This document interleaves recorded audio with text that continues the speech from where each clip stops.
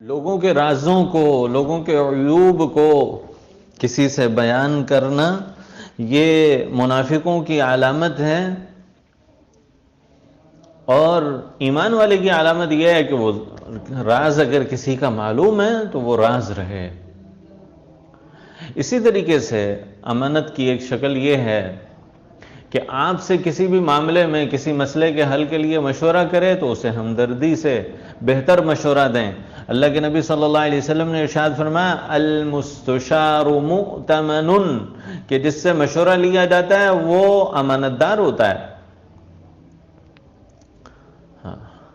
آپ سے کسی نے مشورہ کیا کہ فلاں جگہ میں اپنی بہن کی، اپنی بیٹی کی، اپنے بیٹے کی شادی کرنا چاہتا ہوں، تو اگر کوئی کمی ہے تو بتا دو۔ اگر خدا نہ خواستہ کوئی ایسی کمی ہے، کوئی ایسی بڑی کمی ہے، جیسے مثال کے طور پر کوئی اپنی بہن بیٹی کی شادی کر رہا ہے اور وہ آدمی نشہ کرتا ہے، اور نشے والا آدمی تو سب کچھ بیچ دیتا ہے،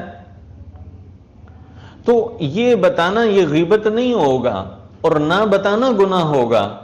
آپ سے اگر کسی نے پوچھا، بلکہ اگر نہیں بھی پوچھا، اور کوئی آدمی وہاں پہ پھنس رہا ہے تو اس کو جا کے بتاؤ کہ بھائی یہ فلاں آدمی جو ہے اس کے اندر یہ برائی ہے، یہ نشہ کرتا ہے، یہ نشئی ہے۔ لوگوں کو اچھا مشورہ دو۔ ہاں، اسی طرح سے کوئی آدمی چور ہے، کوئی آدمی کرپٹ ہے، اس کا کسی ایسے آدمی کو بتانا جس کو نقصان پہنچنے والا ہو، اس کو اس نقصان سے بچانا۔ کوئی آدمی مشورہ مانگے، اس کو بہترین مشورہ دینا۔ اسی طرح ہم کہیں ملازم ہیں تو اس کے قاعدوں اصولوں کے مطابق اپنے فرائض ادا کریں۔ ڈیوٹی شروع ہوتی ہے 9 بجے سے لے کے 4 بجے تک،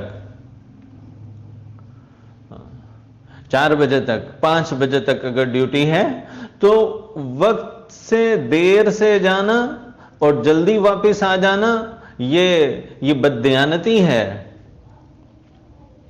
اتنا وقت جو وقت آپ نے ڈیوٹی میں نہیں لگایا، اس کی تنخواہ آپ کے لیے لینا درست نہیں ہے۔ امانت کا خیال کریں، امانت داری کا خیال کریں۔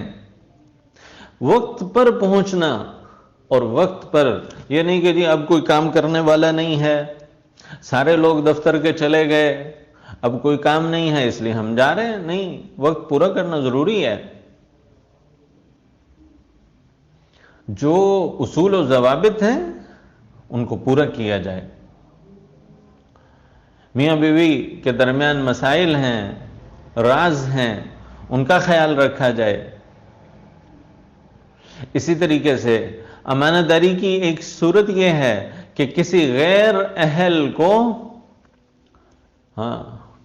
آپ کسی ادارے میں آپ کو یہ اختیار دیا جاتا ہے کہ یہاں پہ استاد کسی کو مقرر کر دیں، تو کسی غیر اہل آدمی کو وہاں پہ استاد مقرر کر کے آپ لوگوں کی، بچوں کی، نئی آنے والی نسل کی زندگی کو برباد نہ کریں۔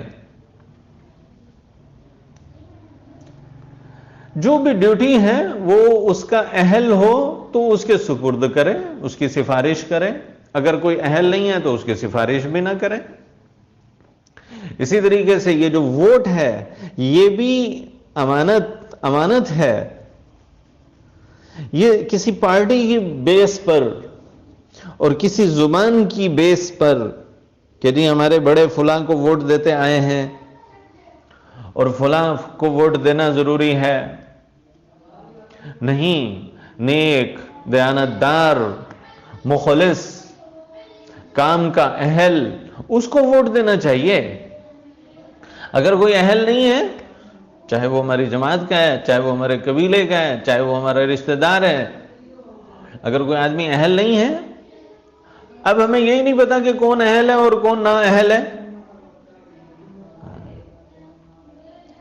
تو یہ ساری چیزیں امانت میں شامل ہیں، یہ امانت کے اندر شامل ہیں۔ ان اللہ یأمرکم ان تؤدوا الامانات الی اہلہا، سورۃ نساء کے اندر آیت نمبر 58 میں اللہ رب العزت ارشاد فرماتے ہیں کہ اے مسلمانوں، اللہ تمہیں حکم دیتا ہے کہ امانتیں صرف اہل لوگوں کے سپرد کرو. کسی کو کوئی عہدہ دینا ہے، اس کی اہلیت دیکھو، اہل لوگوں کو ڈھونڈو، اہل کے سپرد کرو اپنی امانتیں، اپنے کام. اللہ تعالیٰ توفیق عطا فرمائے. سبح هلل يا الله يا الله أحيا ذكر